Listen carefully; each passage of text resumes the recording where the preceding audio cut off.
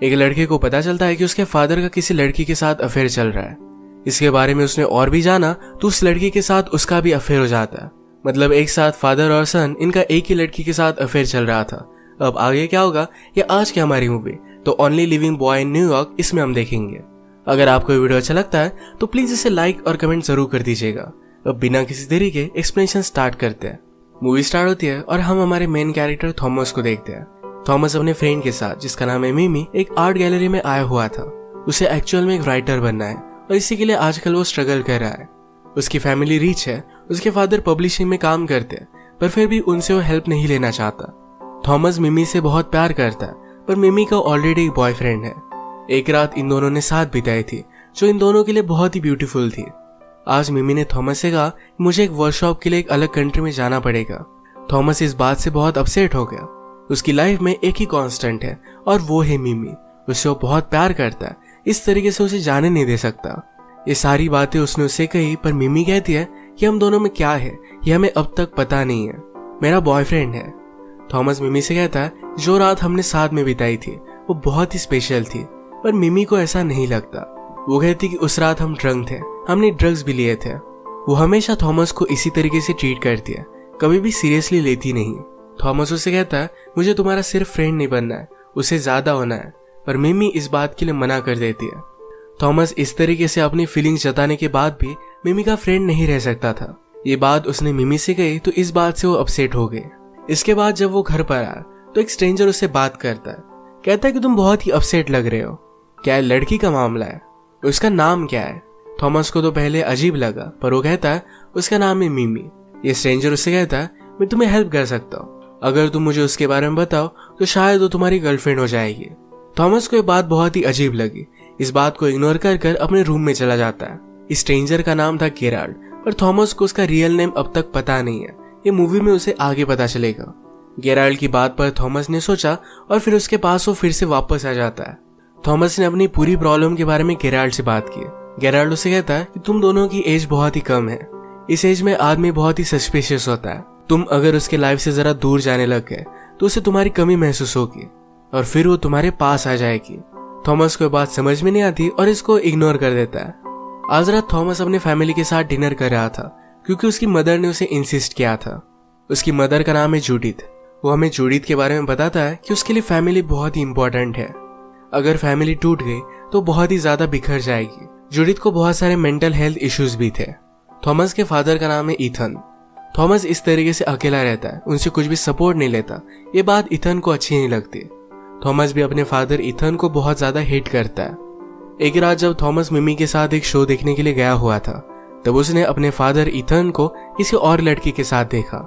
ये लड़की हमारी और एक मेन कैरेक्टर है और इसका नाम है जोएना।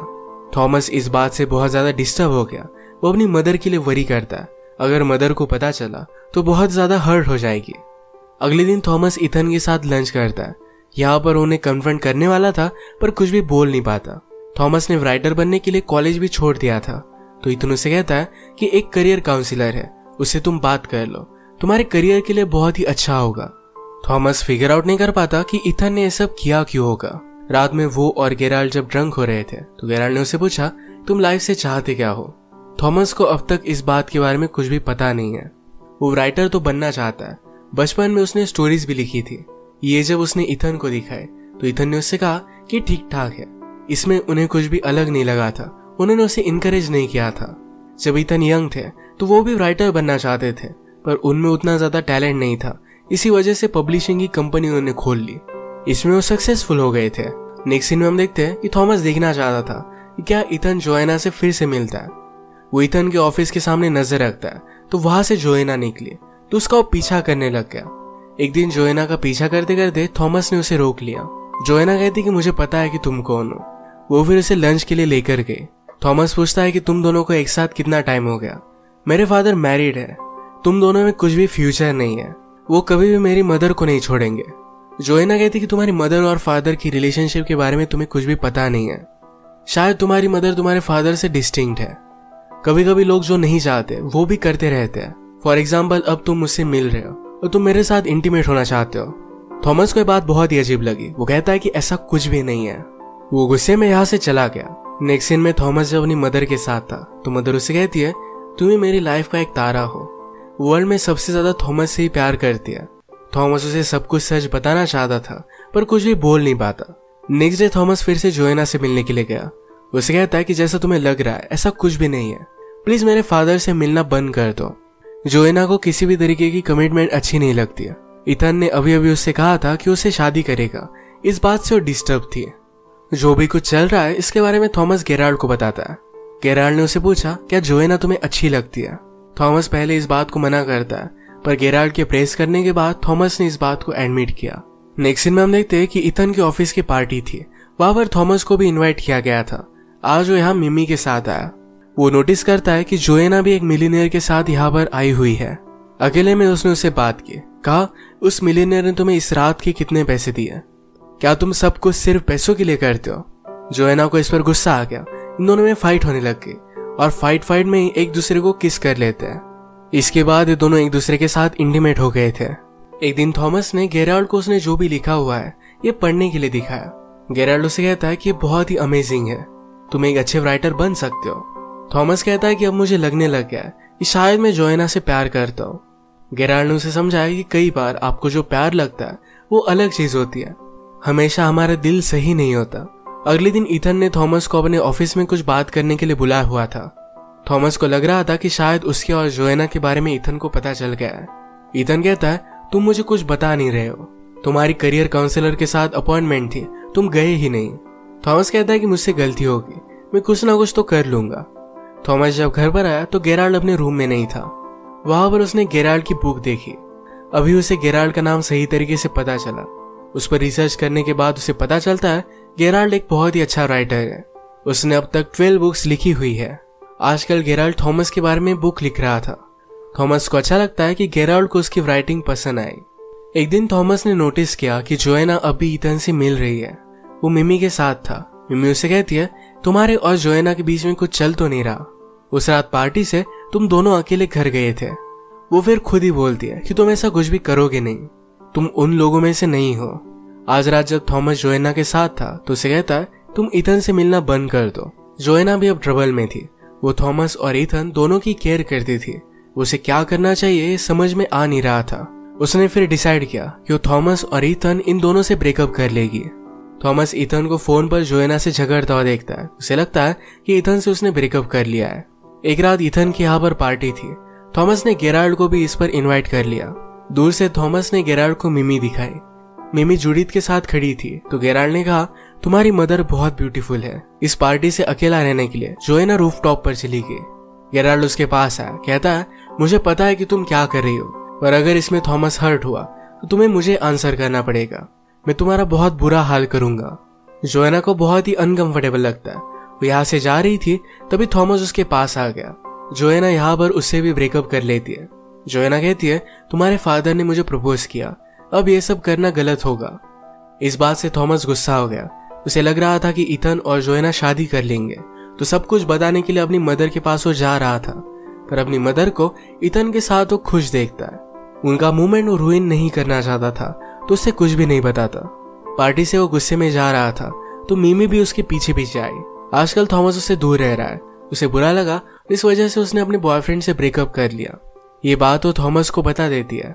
थॉमस उसे जोएना के बारे में सच बता देता है। इस बात से वो डिस्टर्ब हो गई, वहां से चली जाती है। आज रात थॉमस अपनी मदर के साथ ही घर में रुका। सुबह होने पर जूडिथ पूछती है कि बात क्या है, तुम डिस्टर्ब लग रहे हो। थॉमस कहता है कि एक बात है जो मुझे करनी पड़ेगी, पर इन सब से मैं भाग भी सकता हूँ। जूडिथ ने कहा कि कभी कभी आपको चीजें करनी पड़ती है, यही लाइफ में आगे बढ़ने का एक तरीका होता है। वो फिर इथन के पास पहुंचा। जोएना भी उसके पीछे पीछे जाती है। जोएना नहीं चाहती थी कि इथन को कुछ भी पता चले, पर थॉमस उसे सब कुछ बता देता है। इथन इस पर बहुत ज्यादा गुस्सा हो जाता है। कहता है कि मैंने तुम्हारे साथ सब कुछ सही किया, तुम जो डिजर्व करते थे ये सब कुछ मैंने तुम्हें दिया। उसे मार सकता था पर अपने आप को कंट्रोल कर लेता है। रोते रोते वहां से वो चला गया। जोएना थॉमस को उसके बचपन की एक तस्वीर दिखाती है। जोएना ने कहा कि इथन ने तुम्हारे लिए क्या किया इसके बारे में तुम्हें पता भी नहीं है। ये तस्वीर जब थॉमस देखता है तो इस तस्वीर में गेराल्ड भी है। वो बचपन में उसका गेम देखने के लिए आया हुआ था। थॉमस फिर घर पर आया और गेराल्ड की बुक को पढ़ता है। इससे उसे सब कुछ चीजें पता चलती है। एक्चुअल में गेराल्ड, ईथन और जूडिथ ये यंग एज में फ्रेंड हुआ करते थे। ईथन और जूडिथ की शादी हो गई थी। बहुत साल बीत गए और उन दोनों को बच्चा नहीं हुआ था। ये मेडिकल प्रॉब्लम ईथन की थी। अब ईथन और जूडिथ ने मिलकर डिसाइड किया कि वो किसी की हेल्प लेंगे। ये दोनों गेराल्ड को लाइक करते थे, तो गेराल्ड से उन्होंने हेल्प ली।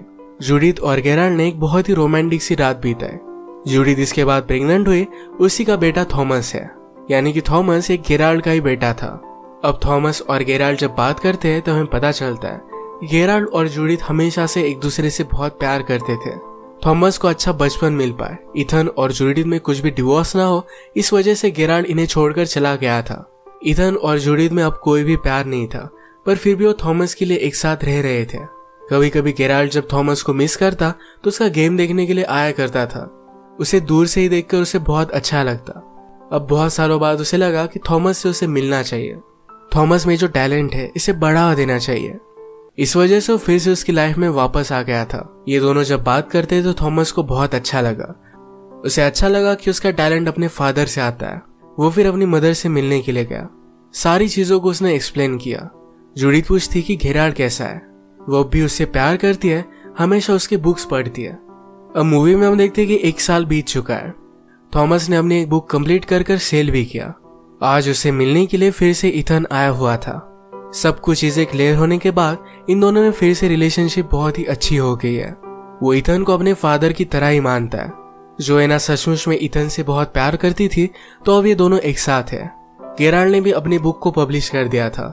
जूडिथ और गेराल्ड 20 साल बाद एक दूसरे से मिले और अब एक साथ थे। थॉमस इन दोनों को देखकर बहुत खुश था। यही पर मूवी एंड हो जाती है। अगर आपको वीडियो अच्छा लगा तो प्लीज इसे लाइक कर दीजिएगा। मैं बहुत सारी मूवीज लेकर आता रहता हूँ, तो प्लीज इस चैनल को सब्सक्राइब कर दीजिए और बेल नोटिफिकेशन आइकन दबाना मत भूलिएगा। हम फिर से मिलेंगे और एक नई मूवी के साथ। तब तक के लिए थैंक यू और आप अपने आप का ख्याल रखिए।